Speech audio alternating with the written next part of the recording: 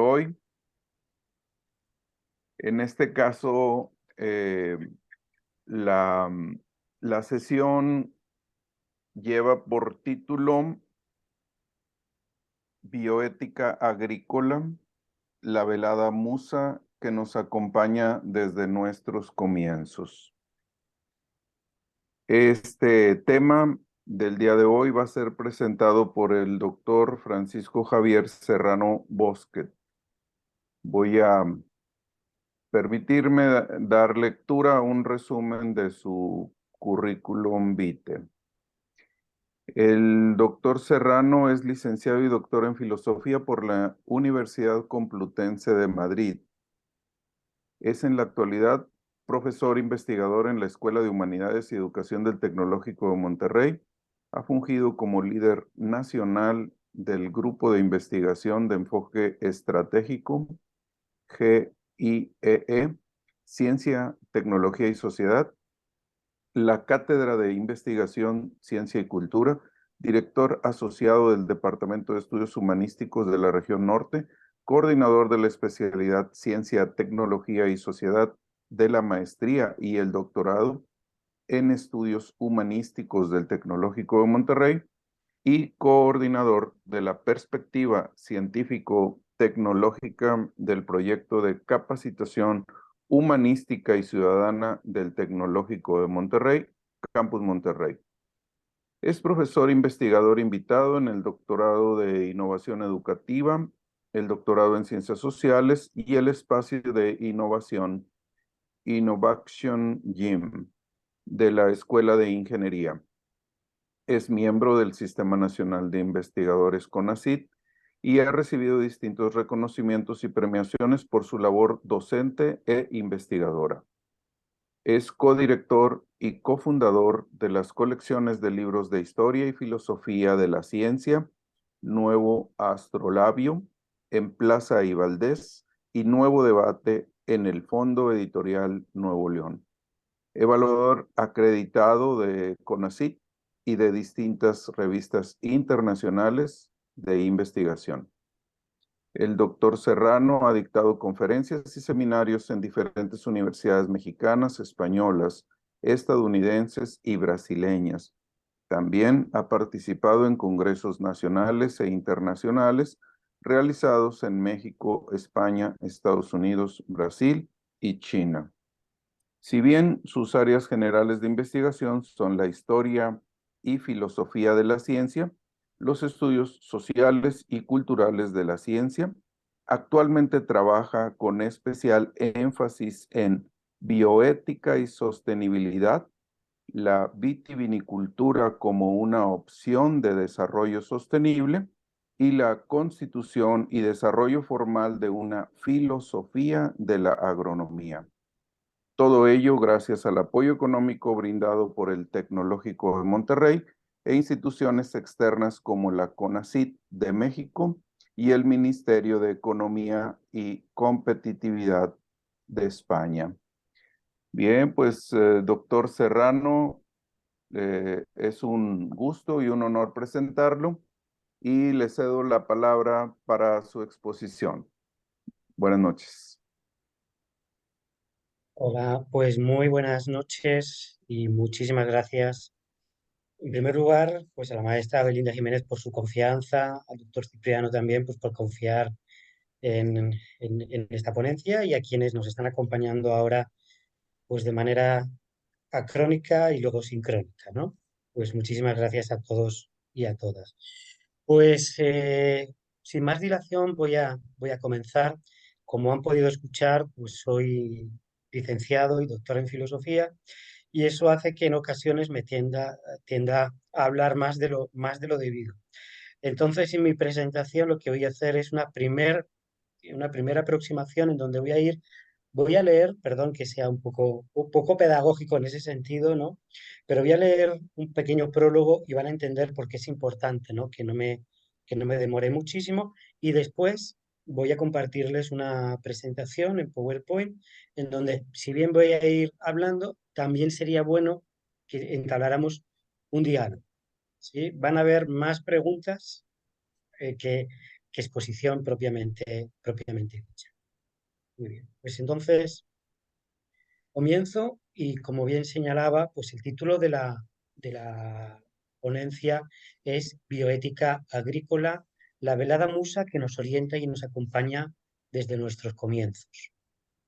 En numerosas ocasiones habremos escuchado o leído que todo hablar y todo mirar se hace siempre desde algún lugar, que no hay una suerte de metamirada privilegiada que trascienda y supere a las demás, que sea absolutamente objetiva, universal y atemporal. Siempre el observar, el reflexionar y el decir, como síntesis incompleta del proceso de pensamiento y comunicación, es parcial y subjetivo. Pero más aún, no solo se hace desde una posición, desde un lugar y un momento determinado, se hace desde una vida, desde un momento y una circunstancia vital, irrepetible enteramente, contingente y pasajera. Eso no significa que sea original en todas y cada una de sus partes, pero sí probablemente en su forma y en algunos de sus sentidos e interrelaciones internas.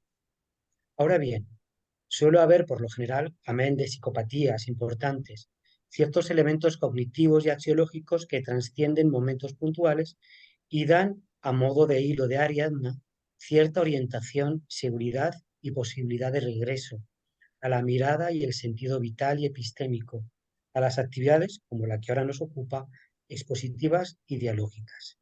Y en mi caso, uno de esos hilos o hitos, una de las constantes que desde hace tiempo me acompaña, es un sentir, posteriormente pensado y reflexionado, en torno a la importancia de señalar los principales supuestos y convicciones, así como tipos de objetivos y aquellos elementos claves de los paradigmas, véanse visiones o cosmovisiones, desde los que se parte, a fin de facilitar la comprensión en distintos niveles de aquello que se expone. En esta ocasión, el primero y probablemente más importante tiene que ver con el modelo académico, que trasciende lo meramente educativo en términos clásicos, desde el que trabajo. ¿Sí? ¿Sí? Que trasciende lo meramente educativo en términos clásicos, desde el que trabajo y elaboré esta exposición para ustedes. Se trata de un modelo basado en competencias muy particular, desde luego, que nos permite, más allá de los debates pedagógicos que en otro momento podamos tener, constatar que aquello que ya desde hace mucho tiempo la lingüística nos viene señalando, que en todo acto de comunicación hay distintas funciones y objetivos que en ocasiones se traslapan. Y desde una ética académica entiendo que es importante identificar desde el inicio algunas de ellas, ya sean la función apelativa, informativa, emotiva, estética, fática o metalingüística. En mi caso, creo que es importante poner de manifiesto que siempre que comunicamos, o al menos yo comunico algo, no solo comunico contenidos, también intento comunicar valores y actitudes. Y ello puede ser de manera implícita o explícita, pero siempre están ahí latentes. En este caso, en esta brevísima exposición que he llevado a cabo, ya he puesto ejemplo de algunos de ellos. Más adelante me gustaría que me dijeran cuáles creen que están ahí ocultas.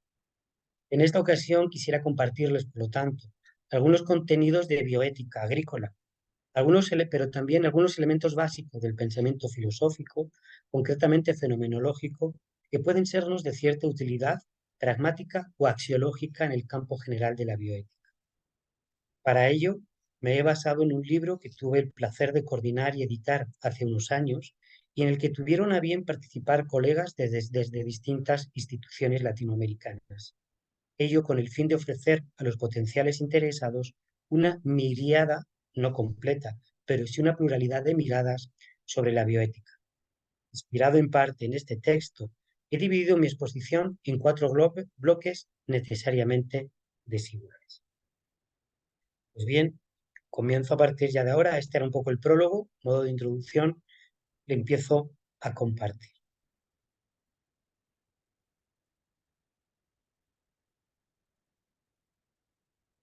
Si tienen alguna pregunta, alguna duda, algún comentario, pues por favor me van diciendo, ¿de acuerdo? Bueno, pues como les decía, está basado en este libro que tuve el placer de editar, Miríadas, oportunidades y retos en la biótica contemporánea.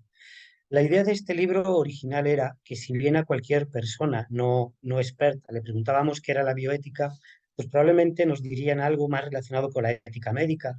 Tal vez nos podrían decir algo de la ética ambiental, pero difícilmente iban a ir mucho más allá. Y lo que quería era que se dieran cuenta, mostrar al público de que la bioética es algo mucho más complejo. Y más aún, por regla general, se nos suele hablar de la bioética hecha desde los Estados Unidos o desde Europa. Yo lo que quería era mostrar una mirada de miradas hecha desde América Latina. Pero ahora, pues como filósofo que soy, pues quisiera compartirles algunos elementos básicos, fundamentales de la filosofía, ¿sí? Luego vamos a analizar muy brevemente el título de la conferencia y vamos a ver el papel de la ética agrícola en el comienzo de la bioética para terminar, si no me interrumpen antes, que ojalá que sí lo hagan, con una sesión de preguntas y el diálogo. Elementos básicos fundamentales de la filosofía. Lo primero es preguntarnos, ¿por qué preguntarnos qué es filosofía cuando estamos hablando de bioética? Bueno, pues de formación profesional entiendo que la bioética es una parte de la ética, es una parte de la ética práctica y que la ética es una rama de la filosofía. No es solamente una rama de la filosofía, sino que también es una parte de las ciencias sociales. Y que, bueno, para poder entender qué es la ética y qué es la bioética, debemos de entender, en primer lugar, tenemos que tener presente algunos elementos básicos de la filosofía. Ahora, tenemos también que reconocer que es sumamente difícil saber definir qué es filosofía. ¿Por qué es difícil? Pues porque si le preguntamos a un físico qué es la física, pues la respuesta que le dé no es una respuesta típica de la física, sino que sería metafísica, es decir, una pregunta que está allende, más allá de la propia física. Si le preguntamos a una bióloga o a un biólogo qué es la biología, los tipos de preguntas a los que responde el biólogo o la bióloga no tienen nada que ver con la pregunta ¿qué es biología? Sin embargo, si a una filósofa o a un filósofo le preguntamos qué es filosofía, esta ya es una pregunta filosófica. ¿Y por qué es importante esto? Pues porque tanto en física como en biología como en filosofía hay lo que llaman paradigmas. Hay distintas maneras de entender lo que es o de responder a las preguntas propias del campo. Por ejemplo, si preguntamos a un físico qué es la masa, no te va a contestar igual un newtoniano que un einsteiniano o que alguien que se dedica a la física o a la mecánica cuántica. Si le preguntamos a alguien, a un biólogo o a una bióloga sobre algún fenómeno, no nos va a responder igual si lo hace desde la biología molecular, si lo hace desde la biología sintética o si lo hace desde una teoría evolucionista. ¿Sí? Hay distintos niveles. En el caso de de la filosofía, preguntarle a alguien qué es la filosofía, la respuesta va a depender del paradigma filosófico desde el cual se encuentra. Por consiguiente, más que dar una definición de lo que es filosofía, a mí lo que me gusta es ir dando aproximaciones sucesivas, que nos vayamos acercando a la filosofía desde distintas formas para que veamos cuál es su complejidad y cómo ésta nos puede estar ayudando. Y lo primero, cuando nos preguntan qué es filosofía, pues lo más sencillo es que demos una definición etimológica y que digamos que filosofía es amor a la sabiduría, amor al conocimiento. Pues bien, esta primera aproximación ya nos está diciendo varias cosas. Lo primero es que algo que hace la filosofía es definir, ayudarnos a definir conceptos, ideas. Pero además nos dice que el filósofo o la filósofa no es el que sabe, es el que quiere saber. Por lo tanto, de lo que nos está hablando es también de una actitud. Lo siguiente, esta primera aproximación a la filosofía etimológica, pues ya nos está hablando algo sobre lo que hace y por otro lado de cómo lo hace, de la actitud que llevamos detrás. Por consiguiente, la filosofía vendría a ser una suerte de análisis del lenguaje, una suerte de construcción de definiciones. Por lo tanto, muchas veces esperamos que el filósofo o la filósofa nos diga eso, qué es la filosofía, pero qué es la verdad, qué es el amor, qué es la justicia, en este caso, qué es la bioética, qué es velada, porque aparece por ahí, por el título, o qué es comienzo. Ya empiezo a develar un poquito por dónde vamos a ir. Y la otra forma de acercarnos a qué es la filosofía es decir, bueno, ¿y las filósofas y los filósofos a qué se han ocupado? ¿A qué preguntas han respondido? Pues probablemente algunos o algunas dirán, Bueno, pues los filósofos y las filósofas intentan decir qué es el ser, qué es la esencia, qué es la nada, qué es la eternidad. Somos alma, somos materia, somos fruto del azar. Bueno, pues aquí, sin que algunos de ustedes lo sepan, lo que he hecho es relatarles una canción de heavy muy rara española de los años 80, sí, que les recomiendo que en algún momento escuchen, sí, pero no en presencia de un filósofo ultra académico, ¿no? Entonces, esas que pueden parecer preguntas de filosofía, y son preguntas de filosofía, también lo vamos a encontrar en la música. Es decir, filósofo y filósofa es quien quiere saber de verdad, no necesariamente quien ha ido a una facultad de filosofía. Volvemos al inicio. ¿Y cuáles son las preguntas que todos y todas nos hemos hecho alguna vez en la vida? Pues probablemente alguna vez nos hemos preguntado qué tengo que hacer, cómo me tengo que comportar. Y sobre todo esas preguntas nos las hemos hecho en la etapa más difícil de nuestra vida, que es en la adolescencia o en nuestros años de juventud. ¿Qué he de hacer? ¿Cómo me tengo que comportar? ¿Qué es lo que he de hacer? ¿Cómo me tengo que comportar? ¿Para qué? Para llegar a ser la persona que quiero ser, para alcanzar mi horizonte de plenitud, mi realización personal, es decir, para ser felices.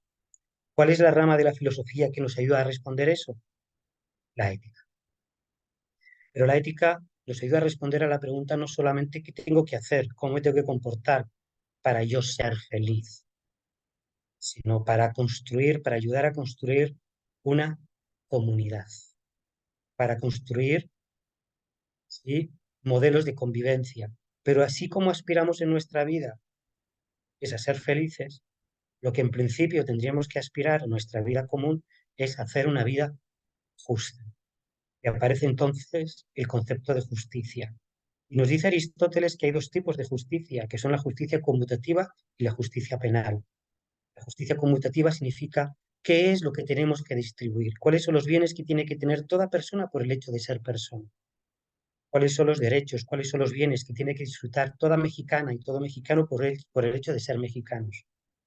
¿Cuál es la disciplina que nos ayuda a eso o debería de ayudarnos, independientemente de lo que hacen otros? La política. El fin de la política es generar el espacio para que nos pongamos de acuerdo sobre cuáles son los bienes, cuáles son los derechos fundamentales que tiene que disfrutar toda persona por el hecho de ser persona.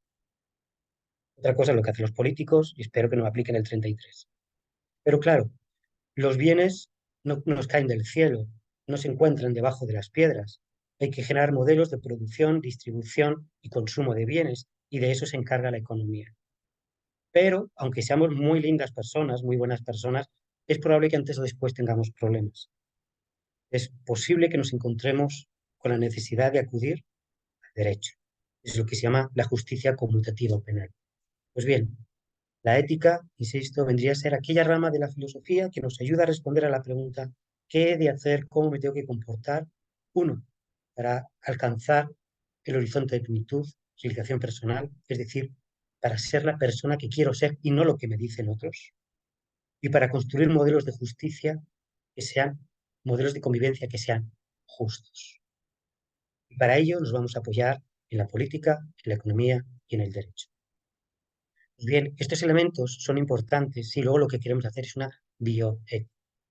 Pero obviamente, cuando nos preguntamos qué es lo que tengo que hacer, cómo me tengo que comportar, y empezamos a pensar y a reflexionar, probablemente nos va a venir una pregunta a la mente y es, ¿qué me cabe esperar? ¿Qué me cabe esperar si me comporto de esta forma? ¿Qué me cabe esperar si me conformo de aquella otra? Si pensamos en términos kantianos es, si yo siempre me he comportado pensando en los demás, dando todo de mí hacia los demás, lo hago probablemente porque espero que detrás, después de esta vida, haya otra vida. Estoy esperando que haya algo. Pero, ¿y si no hay nada?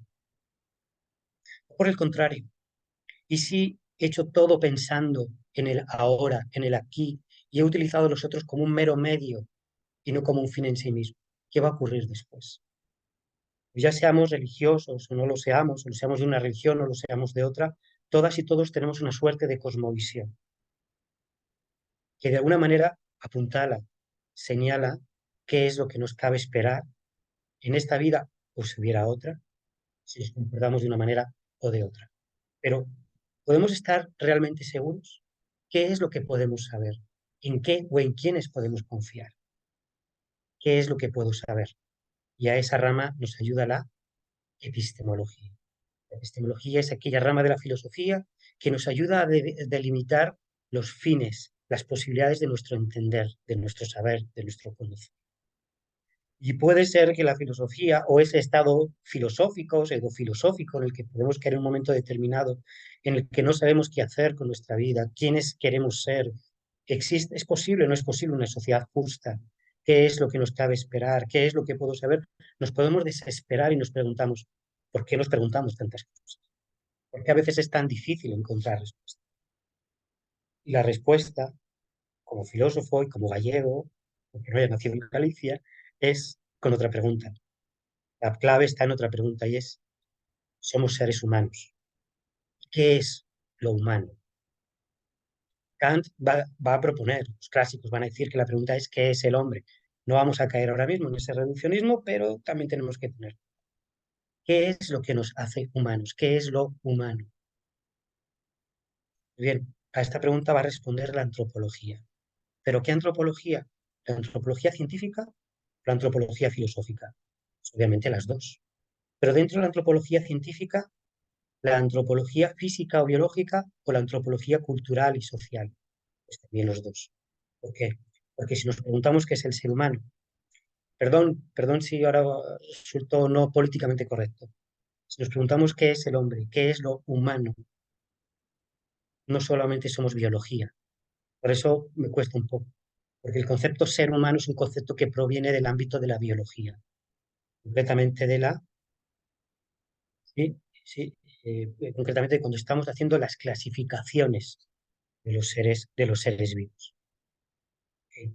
Entonces, los seres humanos somos seres biológicos, por supuesto. Nos tenemos que entender como seres biológicos, pero no solamente somos seres biológicos, también somos seres sociales, somos seres culturales.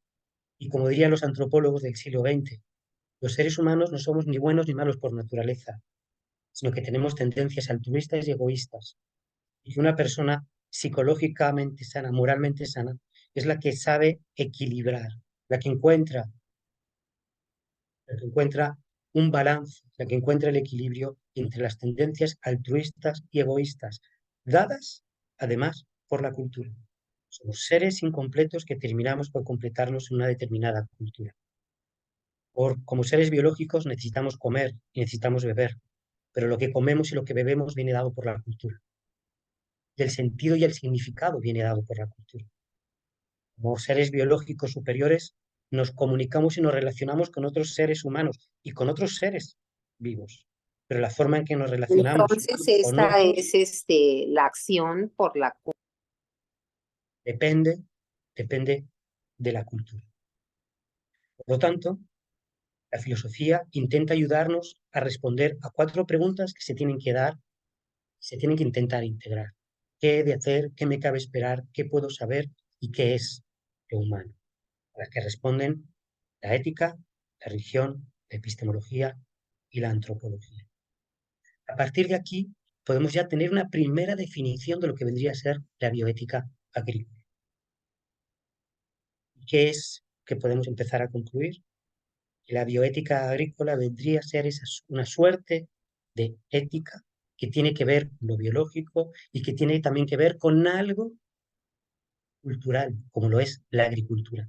La agricultura, cuando pensamos en lo agrícola, no pensemos solamente en la producción de alimentos, sino que pensamos también en lo agrícola como algo cultural.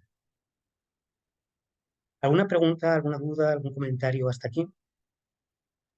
Sí, doctor Serrano, menciona la bioética agrícola, no solo se refiere a producción, sino al otro término, no alcancé A a la, a la, entender. par- a la parte cultural. Ah, correcto, gracias.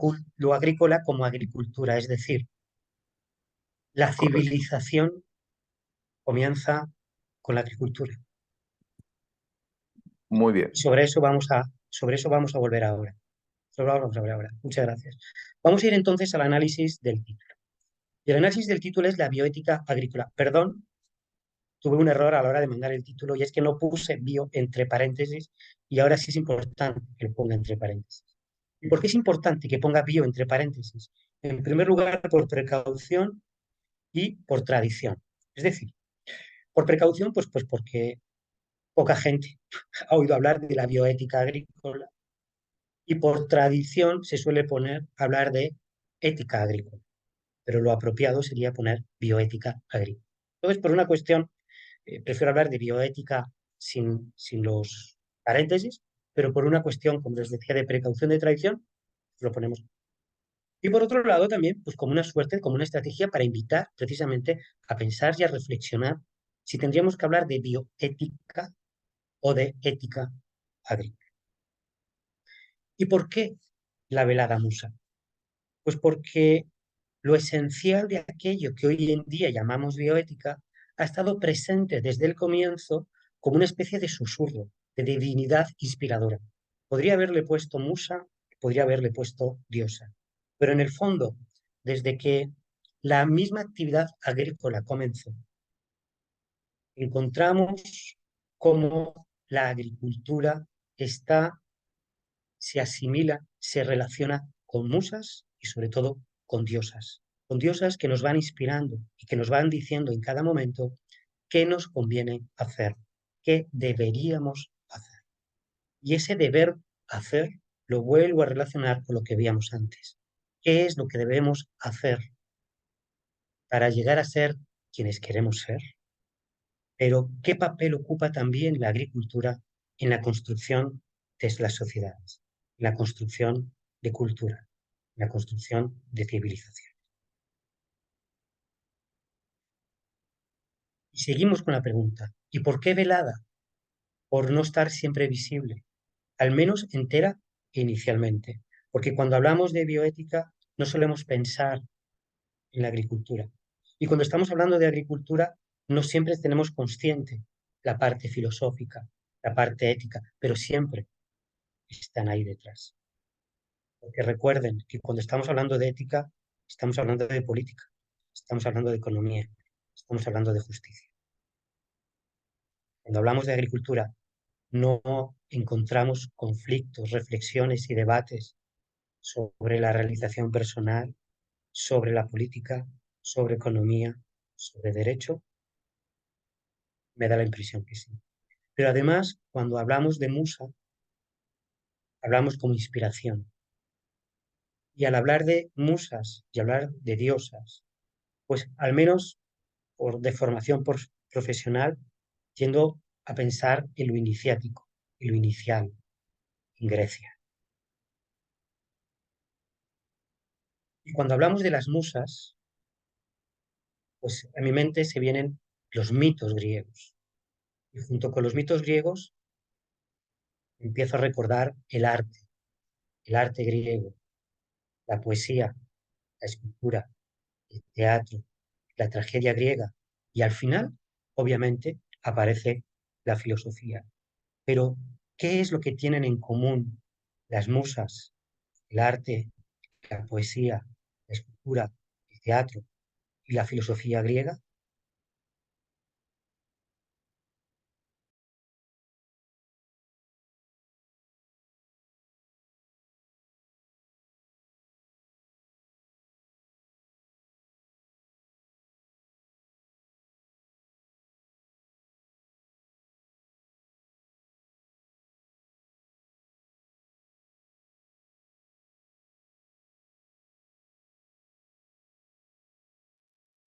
No oigo al doctor Javier Serrano. Doctor, está silenciado. Por alguna razón estaba Ya. silenciado. Ahora, Ya. sí, no sé por qué se mutó. Bueno, pues como les decía, ¿qué es lo que tienen en común? Pues tienen en común la búsqueda o la comunicación de la verdad, el arte, la filosofía, la ciencia, que tienen como objetivo último develar la verdad. Y fíjense lo que he dicho, no es descubrir, es develar la verdad. ¿Qué quiero decir con eso? Los griegos, en un momento determinado, cuando empiezan a comparar sus mitos con los mitos de otros pueblos, por ejemplo, los egipcios, los mesopotámicos, etcétera, empiezan a poner en duda sus mitos como posibilidad de un conocimiento objetivo, universal y atemporal. Y empiezan a buscar otras formas de conocer.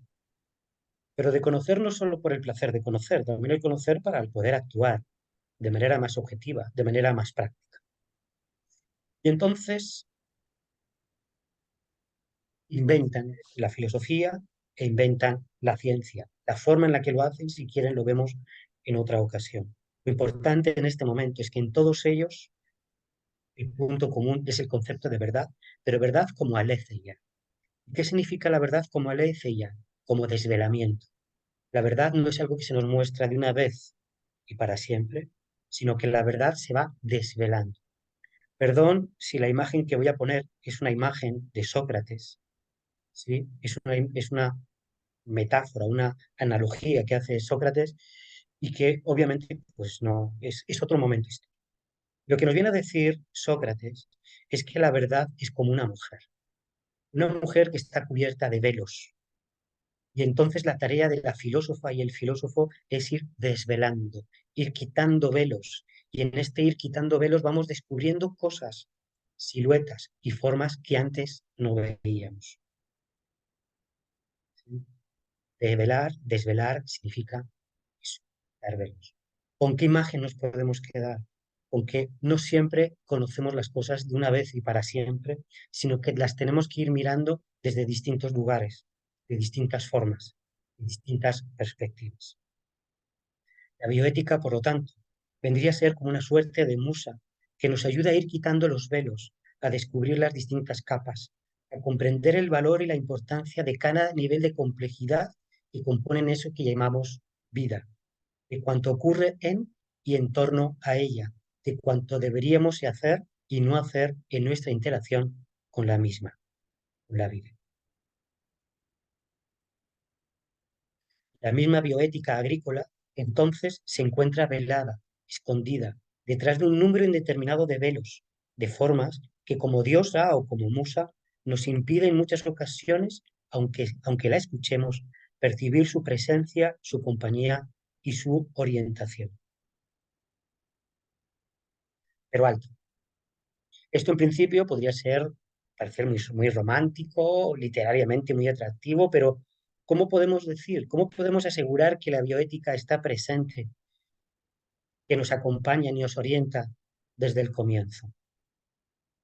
Para ello, sí, y voy a la tercera parte ya, en el papel de la ética agrícola en el comienzo de la bioética. Me voy a basar en un texto que en principio parece que no tiene nada que ver, que se titula Epogeia y ensimismamiento, el comienzo de la filosofía. ¿Y por qué me interesa? Porque nos dice, Javier San Martín, en la epogeia y el ensimismamiento están en el comienzo de la filosofía. Pero la pregunta es, ¿y qué debemos de entender por conocimiento? Por comienzo. Y dice que por comienzo podemos entender tres cosas distintas. Comienzo desde el punto de vista histórico, comienzo en la vida de cada filósofo y comienzo de la actividad propiamente dicha. Y esto lo podemos llevar al caso de la bioética. Cuando nos preguntamos por el comienzo de la bioética, podemos comenzar por el comienzo desde el punto de vista histórico, por el comienzo en la vocación que probablemente todas y ustedes han tenido en algún momento por la bioética. ¿Por qué se interesaron por la bioética en un momento determinado? Y supongo que además de hacer bioética, hacen otras cosas en la vida. Muy bien. Bueno, ¿cuándo están haciendo medicina? Sí, que sean médicos, doctores y doctoras. ¿Y cuándo están haciendo bioética? ¿Qué distingue una cosa de la otra? Pues bien, cuando nos preguntamos por nuestro comienzo, ¿a qué nos referimos exactamente? ¿A nuestro comienzo como bioeticistas? O si estoy hablando de la bioética agrícola, a nuestro comienzo como agricultores. Al comienzo de una cultura o una civilización que, entre otras cosas, se caracteriza por su origen y su historia agrícola y filosófica particular. Es decir, podríamos pensar en lo que somos sin la historia de la agricultura, sin la civilización que pone en manifiesto o que pone en marcha la agricultura y junto con ella una forma de ver y entender el mundo. La agricultura cambió nuestra manera de entender el mundo, de comportarnos en el mundo, de entender la justicia, encontrar el sentido de la existencia. Pero preguntar por nuestro comienzo es preguntar por nosotros. ¿A qué nosotros nos referimos? Y en ese sentido debemos recordar el pantarrey de Heráclito frente al inmovilismo de Parménides. Y es que no somos solo lo que somos, sino que somos historias. Somos el resultado de historias y de narraciones personales, familiares, sociales, culturales, históricas y, por supuesto, evolutivas.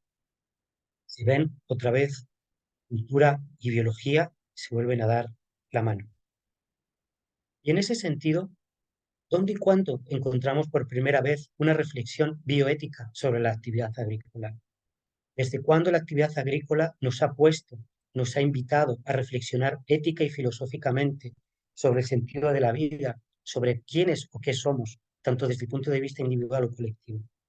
¿Tiene la agricultura alguna relación con la cultura y por extensión con la ética?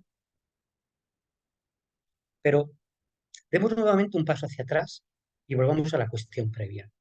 Cuando nos preguntamos por nuestro comienzo, también lo podemos hacer como bioeticistas, que es lo que nos reúne. ¿Cuándo y por qué surge la bioética como disciplina? ¿Dónde y cuándo encontramos el comienzo histórico de la bioética agrícola? ¿Cuáles fueron sus principales desarrollos posteriores? ¿En qué momento la bioética contemporánea, es decir, desde Potter, ¿no? Yo creo que ahí estamos de acuerdo, encontramos una reflexión práctica sobre la actividad agrícola? ¿Tiene algo que ver con el origen de la misma bioética? Es muy probable que algunos y algunos contestemos en principio que no tiene nada que ver con el origen de la bioética académica. Sin embargo, a poco que nos ponemos a estudiar, sí, sí, el mismo Potter, Van Russell Potter, considerado como padre de la bioética, pone en manifiesto un hecho básico y fundamental. La ética agrícola o bioética agrícola no es ni una moda ni una teoría ética defendida por un grupo limitado de personas. Por el contrario, el mismo Potter va a considerar que es un tema central en el origen y el desarrollo mismo de la bioética. Llegado el momento de su constitución, y eso lo podemos ver si Cassini, ¿no?, que es un gran filósofo de la ciencia, nos dice que cuando comienza una disciplina, y en este caso la bioética, un elemento fundamental es que antes de que ésta se constituya, los temas, los interrogantes, los debates y las preocupaciones de esa disciplina ya las vamos a encontrar desde mucho antes. Y en ese sentido, cuando la bioética se constituye, los temas, los interrogantes, los debates y las preocupaciones que hoy en día asociamos con una determinada disciplina científica, ya estaban en marcha. ¿Ejemplos de ello? Bueno, pues por ejemplo, Van Thompson, que como bien sabrán es uno de los grandes bioeticistas de nuestros tiempos, nos da importantes ejemplos históricos en las propuestas de Genofonte o de John Locke. Urning y Lema, editores del primer número de Journal of the Agricultural Ethics, nos hablan de disputas concernientes a las restricciones de tierras de cultivos en el siglo XIX. Pero si nos vamos más cerca, vamos a ver cómo el famoso libro de Rachel Carson, nos advierte en La primavera silenciosa sobre el uso de plaguicidas. O cómo grupos como el Comité de la PON del Consejo Nacional de Investigación vertió duras críticas en la década de los 70 sobre las implicaciones sociales de los servicios del USDA o del Land Grant.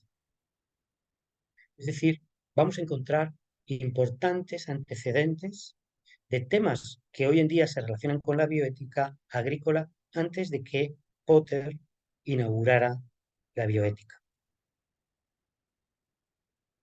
Dos elementos, ahora bien, ¿cuáles van a ser dos elementos importantes, fundamentales en la materialización y realización o el posterior desarrollo de la actual bioética agrícola? Pues vamos a tener dos eventos, que es The Agriculture, Change and Human Values Conference de 1982 y la edición de 1992 del Eastern School de la Universidad de Nottingham.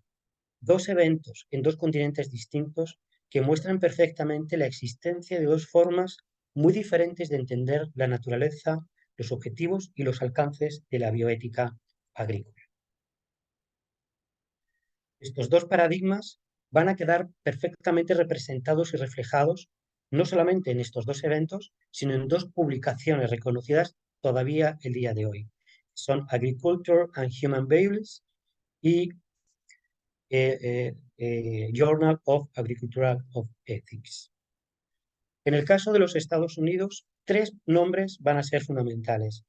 Glenn Johnson, economista agrícola, por sus trabajos sobre análisis sectorial, teoría de inversión, desinversión, desarrollo humano, institucional, que en 1959 va a pedir un año sabático para estudiar la teoría del valor filosófico, y lo cual le llevaron a solicitar la integración de profesores de filosofía en los programas de investigación agrícola. Por otro lado, Harriet Kunkel, perdón, no encontré foto suya, por eso puse la imagen de su universidad, porque fue el decano de la Facultad de Agricultura. En 1978 impulsó un proyecto de colaboración entre su facultad y el Departamento de Filosofía de su misma institución. Su objetivo era crear un programa de ética agrícola en el College Station. En 2008 editó junto a Chris Skaggs un libro que es fundamental todavía en nuestros días. En este libro van a señalar ambos autores el aumento paulatino de la contribución de la filosofía moral en la agricultura, la alimentación y los recursos naturales, y cómo los actuales desafíos éticos, resultado de la actividad económica, de las políticas públicas, de la atención médica, la investigación científica, etcétera, deben estar presentes en los programas de estudio de los colegios de agricultura. Y cómo, ante el gran potencial de las nuevas biotecnologías, es necesario un control ético crítico que permitan, ante todo y sobre todo, dar respuesta al bienestar humano y animal. Finalmente, tenemos a Norman Brown. Norman Brown, como presidente de la Fundación Kellogg's, puso en marcha un proyecto que tenía como principal objetivo desarrollar una perspectiva crítica en la educación agrícola estadounidense. Van a patrocinar una versión muy particular de las conferencias del Easter School que se estaban realizando en Europa, y a partir de ahí van a intentar, ¿sí?, poner en marcha el proyecto que los otros autores habían señalado. Si ustedes prestan atención, ¿qué es lo que tienen en común estos tres nombres propios? Que van a entender que la filosofía y concretamente la ética debe de estar presente en los estudios agrícolas, mejor dicho, agropecuarios. ¿Y cuáles son los temas que van a proponer? Temas que hoy en día reconoceríamos como indudablemente temas de ética agrícola. Seguridad alimentaria, bienestar animal, vegetarismo ético, derechos humanos de los trabajadores agrícolas y los nuevos riesgos que surgen junto a la tecnología agrícola emergente. ¿Qué va a pasar del otro lado del Atlántico? ¿Qué va a pasar en Europa? Si lo reducimos a este congreso, que, insisto, es fundamental, Mefan, Tucker y Wilsman, organizadores de este evento, van a hacer un evento que se va a diferenciar de lo que pasa en Estados Unidos en tres puntos fundamentales. Primero, es que junto con los filósofos y los científicos agrícolas hay algunos de los biólogos más importantes del momento. Algo que no consiguieron los Estados Unidos. ¿Por qué? Porque en los Estados Unidos la introducción de las clases de ética todavía era muy, muy difícil. Por el otro lado, todo lo relacionado con el ámbito de la ética animal. En Estados Unidos, la introducción de la ética animal ha tenido que luchar con grandes grupos de poder económico y político. Y finalmente, porque la bioética agrícola europea está inspirada no solo en Potter, como es el caso estadounidense, sino también en las aportaciones de Hans. ¿Qué es lo que sí van a tener en común a partir allende de estas diferencias?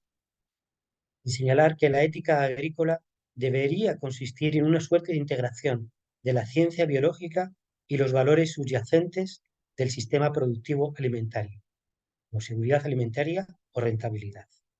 Y por otro lado, la necesidad de hacer cada vez más esfuerzos de colaboración entre las facultades e instituciones agrícolas y alimentarias, por un lado, y filósofos académicamente capacitados por el otro. La principal diferencia es que en ese sentido, los europeos sí van a ser un poco más exigentes a la hora de decir el perfil de los filósofos, de las filósofas. Y es que van a decir que los filósofos que deberían de participar en estos proyectos deberían haberse formado en filosofía de la ciencia y la tecnología y tener una gran experiencia en la ética aplicada. Personalmente, estimo, y ya con esto voy terminando, que limitar los perfiles de quienes pudieran o debieran contribuir al desarrollo de la bioética agrícola es volver a generar cotos privados, espacios particulares de investigación y acción allí donde debería de primar la ética dialógica, la pluralidad axiológica y epistémica. En mi caso, estimo que para conseguir en algún momento hablar con propiedad de bioética en general y bioética agrícola en particular, pues todavía me faltan muchos elementos, ¿no? Como elementos propios y fundamentales de la historia y la filosofía de la agricultura, que es, como vieron, lo que campo general de acción, todavía me queda mucho por leer y estudiar y sobre todo mucho por escuchar. Por eso, pues cierro ahora el micrófono y les doy la palabra. Muchas gracias. Muchas gracias, doctor Javier. Yo sí tengo pues una pregunta con relación, me gustó mucho cuando se habla de la bioética como una musa que va develando velos y cómo hace esa relación de la bioética con la agricultura. Es decir, por supuesto que la filosofía, la bioética y la agricultura están unidos. Y por supuesto que si la filosofía nos hace hacernos preguntas, pues nos tendríamos que estar haciendo ahora muchas preguntas sobre la agricultura, porque el planeta está urgentemente con la necesidad de que actuemos con bioética en relación a los recursos naturales que tenemos. En ese sentido, yo quisiera preguntar ¿qué podemos hacer como bioeticistas o en dónde el bioeticista necesita intervenir así directamente para que esto mejore, para que esto cambie, para que tengamos de veras un impacto como bioeticistas en los recursos del mundo? Pues muchísimas gracias. Obviamente no puedo dar una respuesta definitiva. Bien me conoces, ¿no? Y como les decía antes, pues eso es el que quiere saber. Y en este saber, lo que les puedo compartir es por dónde estoy transitando ahora mismo. Desde hace tiempo creía que era oportuno que hiciera una filosofía que fuera práctica. Dejarme un poco de las cuestiones conceptuales. Los conceptos son importantes en la medida que nos ayuda luego a hacer cosas, ¿no? Entender cosas que son importantes. ¿Cuál era una de las cosas más importantes con las que me encontré? Porque para el año 2050 se supone que vamos a ser cerca de 9.000 millones de personas. Y la pregunta es, ¿cómo vamos a dar de comer a más de 9.000 millones de personas? ¿Que se puede? Se puede. Ahora bien, cada una de las distintas formas tiene diferente repercusión. ¿Qué es lo que estamos viendo en nuestros días? Que hay una cosa que se llama límites planetarios. Supongo que habrán oído hablar de los límites planetarios. Cuando estamos hablando de desarrollo sostenible, tenemos que hablar de los límites planetarios. En torno al año 2004-2005, dos autores nos van a proponer que hay 9 tipos de indicadores que nos hablan sobre la viabilidad de la vida en general y de la vida humana particular en este planeta. Varios de ellos ya se han sobrepasado. ¿Cuál es una de las actividades humanas que más están influyendo en que estemos sobrepasando estos límites planetarios? La agricultura. Por muchísimo, ¿no? Entonces, una de las cosas que entiendo que tenemos que hacer es, en primer lugar, hacer una lectura crítica, no criticona, sino crítica de en qué consiste eso de los 9 límites planetarios. Entender que la cosa sí que va en serio, cuáles son los límites, qué es lo que nos dice la ciencia seria, la ciencia de verdad sobre esos límites, y cuál es el impacto, en este caso, que tiene la agricultura sobre ello. En segundo lugar, ¿es posible otras alternativas? ¿Hay otras formas de producción, distribución y consumo de alimentos? ¿Cuáles son los costos?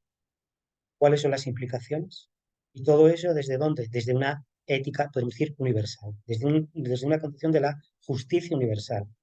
Por supuesto que como humanos parece ser, ¿sí?, nuestro primer imperativo pues sería la vida humana, ¿no? Pero allende de la vida humana, ¿qué pasa con las otras formas de vida? Por lo tanto, la forma en la que yo ahora mismo me estoy acercando es desde el desarrollo sostenible, y recuerden los 4 pilares del desarrollo sostenible. Cualquier proyecto que queramos hacer tiene que ser sostenible económicamente, socialmente, culturalmente y ambientalmente. Y cuando estamos hablando desde el punto de vista ambiental, tenemos que tener en cuenta los 9 límites planetarios. Muchas gracias, doctor.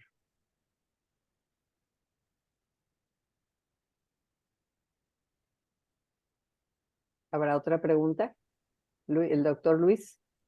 Quisiera comentar, pues, y a la vez preguntar. Primero, es innegable que la agricultura es necesaria. La necesitamos para, pues, obtener los alimentos que requerimos para sobrevivir. Pero en los últimos tiempos, debido a las circunstancias que ya mencionaron, se hace escasa la actividad agrícola tradicionales para suministrar los alimentos que se necesita para hacer la demanda mundial. Entonces la tendencia es dirigirnos hacia la biotecnología. Ahora mi inquietud es la siguiente. Bueno, primero tengo que notar pues que le hablo de Panamá. Entonces nosotros tenemos escasas leyes de control sobre el uso de los alimentos de origen biotecnológicos. Nuestros productos alimenticios no están etiquetados. Sé que hay, por ejemplo, semillas transgénicas que se usan, pero no sé cuáles son. En el supermercado no me dicen qué producto es de origen transgénico. Ahora, la inquietud mía, en base a la experiencia de ustedes, pues, porque sé que hay leyes más desarrolladas que las de en otros países, ¿qué opinión o qué ideas tienen sobre el uso de estos productos, especialmente ahora que se está induciendo al consumo de carnes producidas en el laboratorio, o sea, a partir de cultivo de tejidos? ¿Qué experiencia o qué podemos conversar sobre estas nuevas tendencias? Pues justamente esa es una de las preguntas que también me estoy haciendo. Eh, Creo que lo primero es, como decíamos, cuando hablaba de filosofía, es la cuestión de la actitud, ¿no? Y la actitud la entiendo desde una perspectiva fenomenológica como epogé. Epogé significa nos detenemos un momento, damos un paso para atrás y no hacemos juicios de valor. Intentamos ver las cosas desde distintas perspectivas, desde distintos lugares. Y lo primero que tenemos que reconocer, como diría Ortega, es que yo soy yo en mis circunstancias y que si no las salvo a estas, no me salvo a mí. ¿Y cuál es la circunstancia en la que estamos? En que somos más de 8.000 millones de personas. Es decir, con los modelos de producción agropecuarios del siglo XIX no la hacemos. No se puede. ¿Sí? ¿Significa eso que cualquier cosa que nos diga la ciencia y la tecnología lo tengamos que hacer? Tampoco. Ni tecnofilia ni tecnofobia. Tenemos que ver cada proyecto de investigación concreto, tenemos que estar analizando. ¿Y cómo lo vamos a analizar? Pues tenemos muchas formas de hacer. Desde los estudios de ciencia, tecnología y sociedad, ¿sí?, lo que tendemos es, por ejemplo, en mi caso, a utilizar un sistema que es un sistema de 12 subsistemas. Es decir, que en todo desarrollo tecnocientífico ya no se habla de ciencia y tecnología, se habla de tecnociencia, porque van juntas. En primer lugar, debemos identificar la pluralidad de actores que están interviniendo.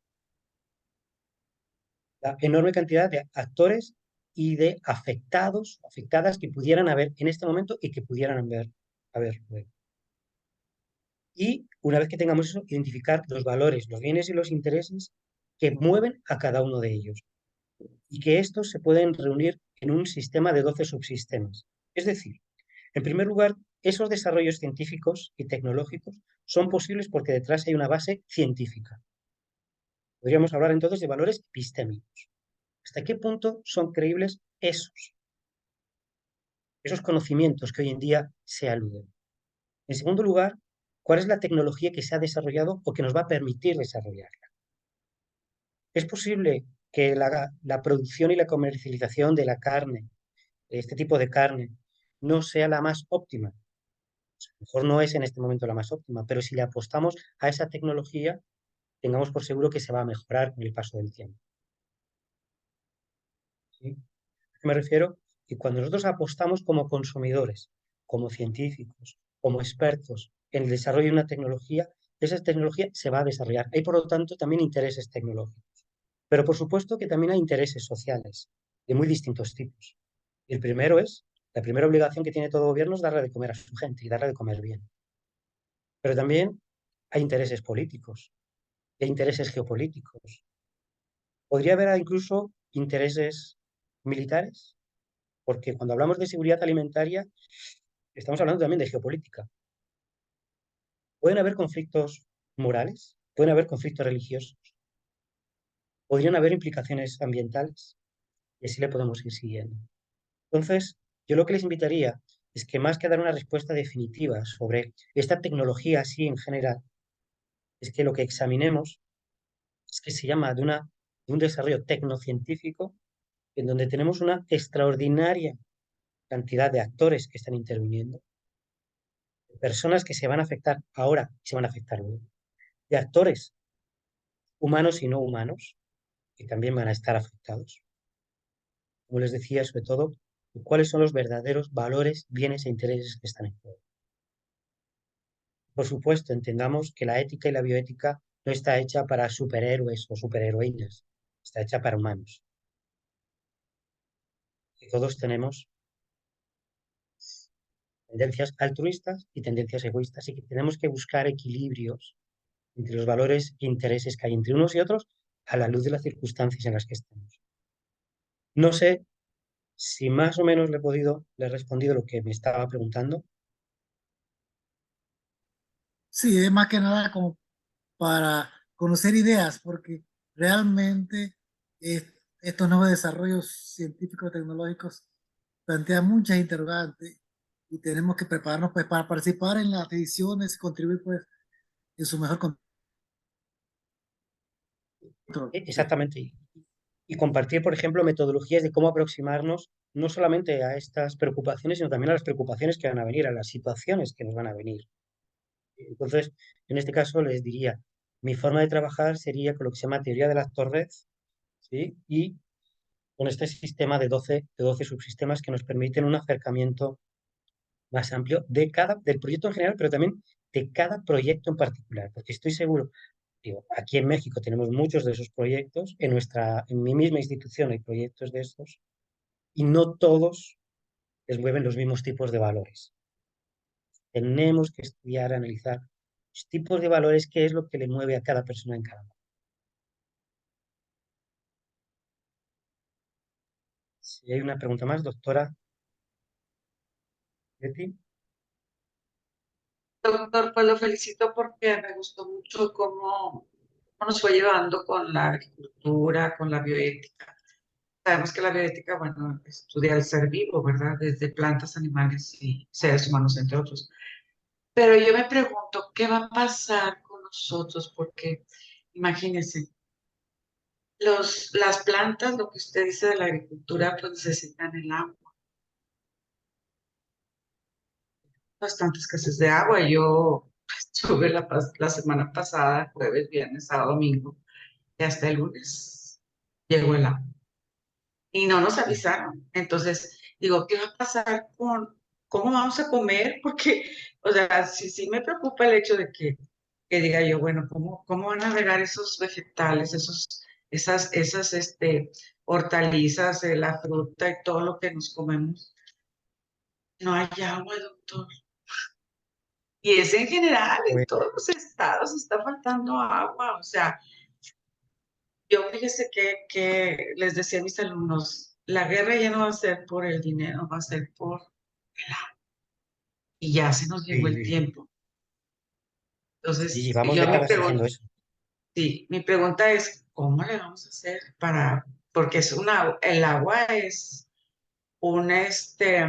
la parte del agua es que se acaba y se acaba, no se vuelve otra vez a reproducir, sino que se acabó y se acabó el agua. O sea, hay que ver por dónde van a ir sacando el agua, ¿verdad? Pero ya sé que no es tema de lo de usted, pero sí me mortifica el hecho de que estamos hablando de agricultura, estamos hablando de alimentación, y digo yo, ¿y cómo le vamos a hacer agregar toda esa parte de los alimentos que nos van a proveer en la alimentación y no hay agua. Claro. No sé, es un problema grave. Pues tiene que ver completamente con lo que estamos hablando, porque estamos hablando de seguridad alimentaria, ¿no? Y la cuestión es intentar aparentar que todo es una cuestión solamente técnica, cuando es una cuestión social, cuando es una cuestión ambiental y, lamentablemente, es una cuestión geopolítica, que no solamente es en el país, sino que es en distintas partes del mundo, Del en donde o no llueve o cuando llueve el agua es intratable porque es demasiado, en cantidades exorbitantes, ¿no? en Entonces es una cuestión cantidades ya de... Por tremendas. eso, por eso la mirada, tenemos que ir combinando la mirada, las miradas técnicas con otros tipos de miradas. Muchas gracias, doctor. Lo felicito por su tema muy interesante y por sus libros, que no cualquiera hace un libro, yo sé. Felicidades, Claro, doctor. Gracias. solamente algo antes de que se me olvide para completar todo eso. Y hay un principio básico que todas y todos los que estamos aquí utilizamos, que es el principio de precaución. Ante las enormes interrogantes que tenemos, ante la enorme cantidad de valores, bienes e intereses que están en juego, primaría por el principio de precaución. Muy bien. Bueno, pues damos la palabra a la doctora Sara, enseguida a la doctora Irene y la doctora Beatriz. Nada más les pediríamos brevedad para la cuestión del tiempo. Gracias. Adelante, doctora Sara. Hola, buenas tardes. Muchas gracias. Brevemente, es para felicitar al doctor Serrano y decirle que me entusiasmó escucharlo, porque en muchas ocasiones me siento como que estoy solita ¿cómo se llama? En la parte árida, porque todos los que escuchamos o los temas son ética médica, ética clínica, el humano, ética... Entonces me faltaba esta parte de conocer, escuchar a alguien del área que reconozca la importancia de la bioética y el ambiente. Y cuando leí el tema de que tenía que ver bioética y el área agrícola, bueno, di un salto así de yupi, ¿no? Porque esto es súper importante, necesario comprenderlo y que vayamos extendiendo esta parte de bioética. Y me encantó cuando mencionaba que no solamente es la parte técnica, sino también conocer la parte cultural de las personas que están sembrando, de las que están cosechando, inclusive cuando mencionó de las divinidades, él se fue por las antiguas y yo pensé en las de México, como la diosa del maíz o esta parte, ¿no? Entonces, Exactamente. realmente es decirle que me emocionó mucho su plática, ojalá que podamos tener más interacción. Otra de las cosas que también brinqué fue porque bienestar animal, wow, tocó lo de bienestar animal siendo que no se conoce. Y ahorita muchas personas en la sociedad lo vinculan porque tienen su perro y su gato y ay, los beso y bienestar animal. No, pero los animales que están destinados a producir, que nos proporcionan el alimento, que los tenemos, que nos ayudan con el arado, cómo están estos bueyes y mulas que están con el arado. Entonces es bien interesante lo que nos plantean y ojalá que haya más personas como usted, doctor Serrano, y sea la oportunidad de escucharlo nuevamente. Y ojalá que podamos leer sus libros. Los que están en Monterrey va a ser muy fácil, pero ya le estaré dando lata para que llegue aquí a la Ciudad de México, algo así. Cuando vaya a Monterrey lo Ahí me consigo. avisa. Muchas gracias y felicidades. Ahí nos avisa. Gracias. Y Muy preguntas, bien. bueno, tengo muchas, pero ahorita le dejamos así. Eso es. Gracias. Bien, doctora Beatriz, adelante. Muchas gracias, doctor Cipriano. Doctor Serrano, ahora sí que comparto con mi amiga la doctora Sara lo expresado en cuanto a la pertinencia y trascendencia de su magnífico tema y su magnífica presentación. Indudablemente creo yo que quienes estamos como los presentes ahorita escuchándolo, ¿verdad? Es porque estamos con la conciencia y con la motivación y el deseo de que logremos avanzar y a un paso mucho más acelerado en lo que es el regresar a una relación y a una integración de interdependencia con nuestro medio ambiente y con todos los demás organismos, y esto es porque pues es nuestro soporte vital. Sabemos que como organismos, a pesar de estar en la cúspide de la evolución y de, dijéramos, las mayores posibilidades de haber hecho de nuestro mundo un entorno mejor, pues dramáticamente, ¿verdad? Hemos utilizado nuestra función cognitiva para todo lo contrario. Entonces, yo creo que esto, como usted lo presentó, tiene muchísimo fondo desde el punto de vista filosófico y también antropológico de la evolución que como seres humanos, como especie biológica, hemos tenido desde nuestros orígenes. A mí también me entusiasma y me llena de emoción que se trate esta relevancia de la bioética en un tema tan sensible, tan vital, indispensable para nuestra permanencia en nuestro planeta, como es la agricultura.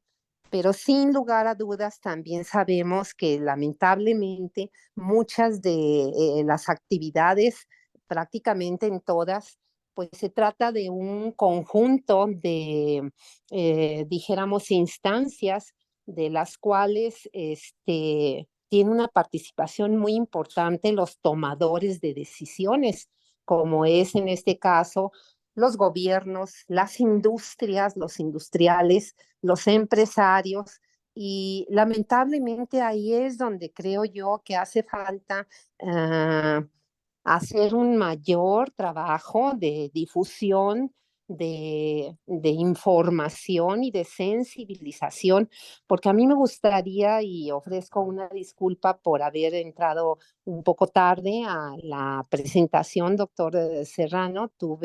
Estoy todavía con clases con mis grupos, estoy yo en la ciudad de Oaxaca y tenía yo clase hasta las 9 de la noche, pero pude acortarlo un poco. Entonces, no sé si se tocaría, y a mí me encantaría poder escuchar cuál es su opinión sobre el uso de este herbicida tan dañino que es el glifosfato. Cómo se ha comportado esta situación, ¿verdad? Porque la afectación no es solo hacia el control de la maleza y poder tener cultivos con menos dificultad técnica a la hora de la colecta de los productos, ¿no? Pues de recolectar, ¿no? Los productos de la siembra, sino es la afectación a la salud de las demás especies, incluida la nuestra, con trastornos importantes hasta de tipo cancerígeno. Le agradecería si pudiera expresarnos su opinión, doctor. Pues nos ayudaría muchísimo. Yo creo que podemos dejar el caso concreto para otro caso, para otro momento, pero Sí, prácticamente yo creo que la referencia que hice a la primavera silenciosa de Rachel Carson, creo que nos da exacto. muchos elementos a partir de los cuales podemos empezar, ¿sí?, a ver la pertinencia de tomar hoy en día estos temas. El pasado nos interesa no solamente porque nos interesa el pasado, sino que nos interesa el pasado para poder enfrentar el presente y el futuro. Entonces, en este caso, yo te diría, vámonos con Rachel Carson como punto de partida y luego con el modelo que le presentaba el compañero. Sí, claro, doctor. Y, Muchísimas gracias. no, nada, al contrario, usted, muchas gracias. Bien, en el caso de la doctora Irene Mester, ¿quiere participar? Estaba con su mano levantada. Sí, lo bajé. Pero muchas felicidades por la plática. Si tengo una duda, sería nada más en el caso especial de la agricultura. ¿Qué importancia tiene llamarlo bioética o ética? Especialmente porque hay muchos aspectos geopolíticos que yo siento que llaman un poquito más hacia la ética. ¿Qué importancia tiene diferenciar bioética de ética? Pues Principalmente para porque mí, usted mismo hizo como le di cierta importancia con los paréntesis, sí o no, pero pues pues yo siempre tengo bastante problemas con la palabra bioética, porque para mí es ética. Es ética, sí. ¿ya? ¿Para qué llamarlo bioética? ¿Para qué llamarlo neuroética? ¿Para qué darles otros prefijos? La verdad. So, ya que usted mismo lo toma como una parte en su plática, dijo, pues, ¿qué importancia tiene para usted esa diferencia? Si dice, yo lo quiero pensar, pues está bien, porque al final todo se trata de reflexionar, ¿no? No solamente para usted, para los demás también. Sí, perfecto. Pues mire, para mí es indiferente que le llamemos bioética o que le llamemos ética agrícola. Es indiferente. Lo importante es que quería ponerlo justamente para que vieran que es parte fundamental en la historia de la bioética. ¿Sí? Para quienes se dedican a la bioética, sí, que entiendan que esta es fundamental y que en un libro de bioética, como era el caso, pues era pertinente que estuviéramos hablando de la ética agrícola.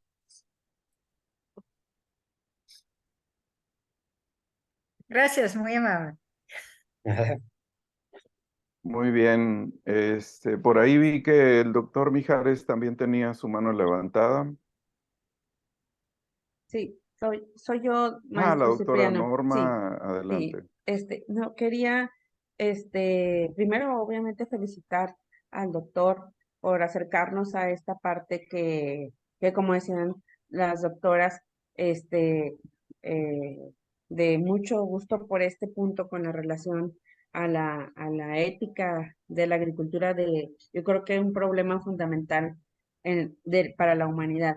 Pero yo quería hacer énfasis en este punto donde el maestro nos recordaba las 4 preguntas fundamentales de la filosofía, que son fundamentales de la vida, de la bioética, o sea, que nos acerca a lo práctico de la cotidianidad, o sea, qué he de hacer, qué me cabe esperar, qué puedo saber y qué es lo humano, que en este punto pues es crucial empezar, pues yo creo que ya empezamos, pero hacer conciencia a la comunidad, nosotros en la tarea que nos correspondiera, pues que nos gustaría saber su opinión de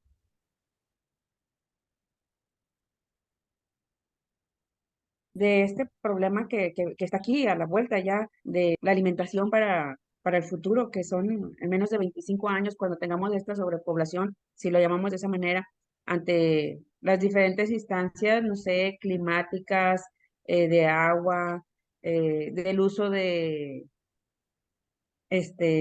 alimentos transgénicos, etcétera, tratando de resolver estos problemas. Bueno, muy rápidamente, no sé si lo he entendido bien porque se estaba trabando un poco. Hay especialistas que nos invitan a no utilizar el concepto de sobrepoblación, o al menos limitar el concepto de sobrepoblación al número de personas, sino que la sobrepoblación tiene que ver con la relación que hay entre el número de habitantes y los recursos que hay. ¿Sí? Y a eso yo le añadiría, no solamente con los recursos y el número de personas, sino también los hábitos de consumo que tienen cada una de las personas. Es decir, uno de los problemas que tenemos no es solamente que esté creciendo la población, sino que el consumo per cápita cada vez es mayor. Entonces, aquí la problemática está en la relación que hay entre el aumento de la población, el aumento del consumo y la reducción o la limitación de los recursos existentes. Ahora, ¿se puede ampliar los recursos? Sí, pero ¿a qué costo? Por eso decía, ¿es posible dar de comer a a todo el mundo? Sí, sí es posible. Ahora, cada una de las formas en las que se vayan a dar tiene sus implicaciones. Y, perdón por poner este ejemplo, pero es muy probable que nuestros abuelos no comieran, por ejemplo, muchos de los platillos que hoy en día nosotros podemos estar comiendo, ¿no? Por ejemplo, Se me acaba de ir el nombre de, de un pescado que ahora está de moda, el salmón. Es muy probable que nuestros abuelos no comieran salmón. Estoy completamente seguro que casi todos los que estamos aquí hemos comido salmón bastantes veces. ¿Cuál es el costo en términos de recursos? Por ejemplo, de agua o por ejemplo de petróleo, ¿sí? Que tiene que nosotros consumamos salmón. Está bien, por otro lado, está altísimo. Posiblemente seamos conscientes, ¿sí? Que no se trata solamente de cuántas personas hay, sino de cuánto consumimos y cuál es el costo energético y de recursos materiales o de recursos hídricos que tiene lo que consumimos cada uno de nosotros. De Excelente, hecho, excelente. de hecho, la agricultura nace justamente porque en un determinado momento el entorno es incapaz de mantener a un número de la población que ha aumentado. El sistema de recolector-cazador permite que haya tantas personas por hectárea. Cuando el número de personas por hectáreas crece por encima de ese número, ya es insuficiente y entonces hay que buscar otras formas para aumentar la producción y entonces cuando surge la agricultura. Cuando un modelo agrícola no es suficiente para un determinado número de personas, hay que desarrollar nuevas formas para la obtención de alimentos. De hecho, el colonialismo del siglo XIX no se puede entender si no tenemos en cuenta la sobrepoblación que hay en distintas partes del mundo. Tiene que salir la gente, por ejemplo, de Inglaterra. ¿Por qué? Porque el número de la población está creciendo por encima de lo que el campo inglés es capaz de producir. Entonces salen ingleses, pero también van a salir con sus barcos a agarrar recursos de otras partes del mundo. Así es. Muchas gracias, doctor.